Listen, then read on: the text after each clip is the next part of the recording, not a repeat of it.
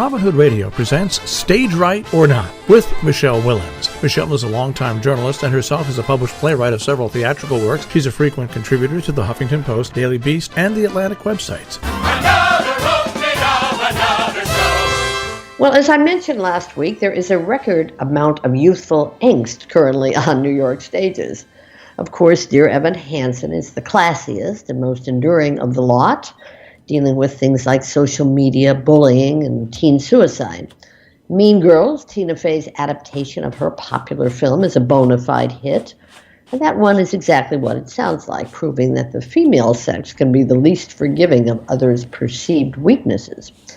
The Prom is a musical that seems to be hanging in there. It combines the fearful high school experience with the LGBTQ community. We could even really stretch here and include shows that may not be teen-related, but certainly appeal to that generation, such as Wicked, or our memory plays from the young person's point of view. To Kill a Mockingbird comes to mind. And this week, I saw two new shows, one on Broadway, one off, that deal with issues afflicting young people. The smaller and ultimately more powerful one is called After, which I will get to, well, after discussing the more prominent production. And that is Be More Chill, which began as a young adult novel, became a hit off Broadway, and then went viral through a cast album. And now the musical has been moved to the Lyceum Theater on 45th Street. Now, you know, I always go overboard to try to find positive things to say about theatrical works. Having written a few myself, I know how much effort goes into getting them on a stage and how negative response can hurt.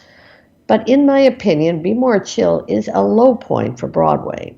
For adults, frankly, there's very little here to enjoy. For young kids, much just seems inappropriate. I'll never be Robert De Niro, Joe Pesci is fine, goes one line. Well, maybe that one was for us. The material is generally tasteless and charmless. I'll never be into self-harm, I keep checking my arm, goes one lyric. Suicide, masturbation, ADD, and so on. For humor? I looked around at the audience. There were young people, though not quite as many as I anticipated, prices being what they are, I expect. And I have to say, I did not see a lot of joy or even nodding heads, for that matter. The storyline, well, it's about the nerd of all nerds, a self-proclaimed loser who gets some outside help by ingesting a magical pill of sorts. I don't want to spoil anything by saying more, and it hardly matters. Better to read the touching and painful story behind the genesis of the show. The author of the novel, Ned Vizzini, was indeed a nerd genius type who at a young age took his own life.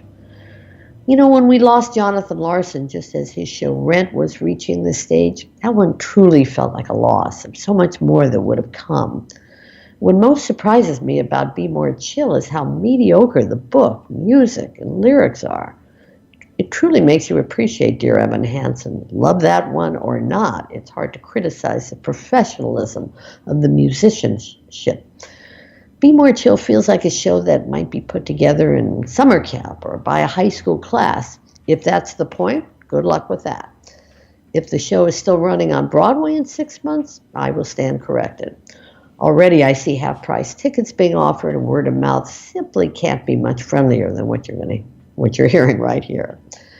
Now, bullying, of course, is an issue that impacts not only the bullied, but their parents, which is what After at 59 East 59th is about. This is a powerful, not perfect, but always compelling drama by Michael McKeever, directed by Joe Brancato. Now, if you recall the play God of Carnage, in which two couples meet and then battle over a playground incident involving their young children, this one will seem familiar. But the stakes are much higher here. We are talking gun violence, hate speech, and sexual abuse, all involving the three sons of the five adult characters portrayed here. People who once carpooled their youngsters to chess tournaments and are now accusing each other of horrid things. This is 90 minutes where you probably won't hear a cough or a candy wrapper opening, thanks largely to the fine acting and the ever-twisting turns of plot. A bit too many turns, perhaps, and some credibility is strained. But hey, any show that begins with a deer's head and a slew of guns on the wall and ends with their being replaced by an abstract painting can't be all bad. And this one focuses on what happens to victims' families once the news cameras move on and another story breaks. My son's death is a footnote, but the pain never goes away, says a devastated parent. And while there is not one teenager on stage, we learn as much about dealing with them. The more I try to help him, the further he moves away, says one, as we do watching them getting chilled on Broadway. This week did make me start thinking about other shows of the past that have either dealt with teens well or presented stories for them in memorable ways. My mind went first to Bye Bye Birdie, which caught a moment in time, a musical hero going into the army and all the Conrad mania left behind. In a humorous but resonant way, it also captured how confused the older generation was. Kids, who can understand anything they say? And even though we think of West Side Story as a mature love story with grown-up actors, I do believe the Jets and the Sharks were high schoolers, or at least late teens. And was there ever a story, East Side or West, that so caught the pains of young love, gang life, not to mention racism issues still relevant today? As for dramas, Kenneth Lonergan certainly connected with young hearts and heads with This Is Our Youth, which was revived not long ago. I'm sure many more will come to mind. Overall, I am for anything that speaks to a new generation that may inspire them to experience live theater. Hamilton did it. Evan Hansen has done it. Something that they may relate to, yes, but also leaves them feeling excited, if not necessarily more chill, which rhymes with Jill. So there you have it, Jill. All right, so Be more Jill. Be more Jill. I guess I think there would be those who would like be less. So, question, trying to frame it diplomatically. How does let's jump to the let's jump to the film industry for a second. Yeah. Spielberg's West Side Story. Yeah. Now that's whatever happens with it. That's going to be something that's worth seeing and exposing an entire generation to. Of course it will. Kids who haven't watched the original. And people who have, and their grandkids. But the point is that musical theater, when you think about it, used to go, it took on chunky topics. South Pacific was not exactly, No,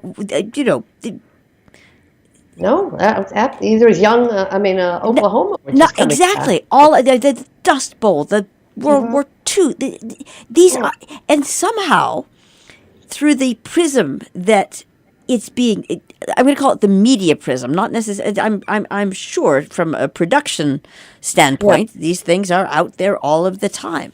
But what I mean is they are being revived, and there is a bunch of people focused on maintaining the not to be totally strict, but the tradition of musical theater.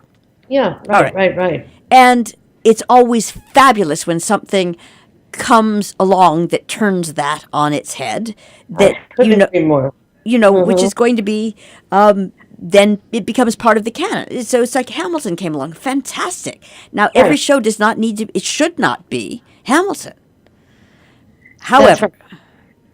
And there aren't going to be a lot of other, people thought, oh, great, now all the hip-hop musicals are going to come. No, that was Hamilton, and there aren't a lot of people who could do that. I'm sure there were some attempts.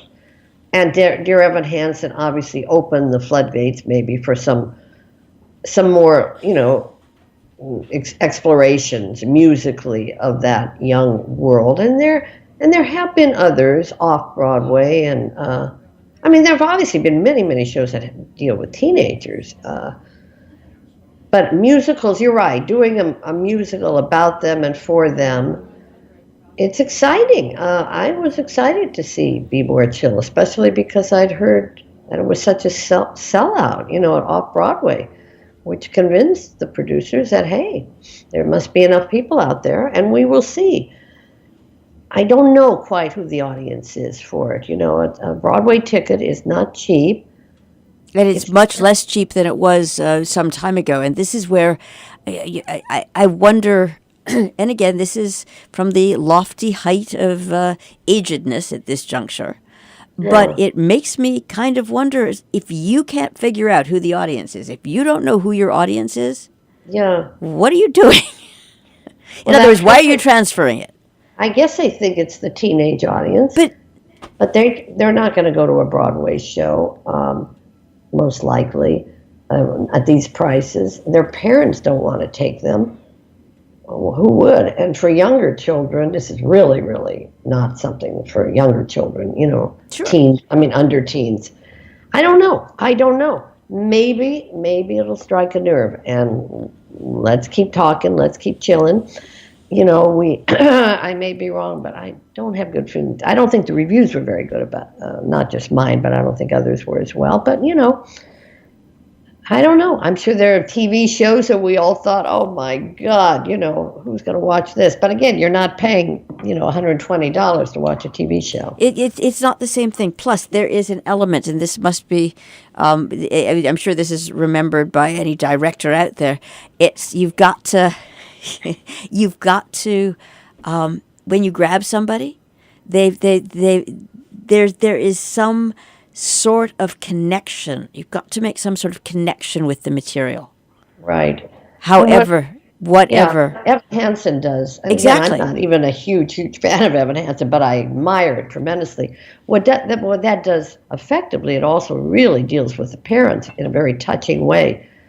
Be more chill. They don't even have the energy or the aspiration to do that. The father is a silly guy who's walking in and out in his underpants the whole time. I don't know. There has to be a better way. Stage Right or Not with Michele Willens, produced in the studios of Robin Hood Radio, robinhoodradio.com.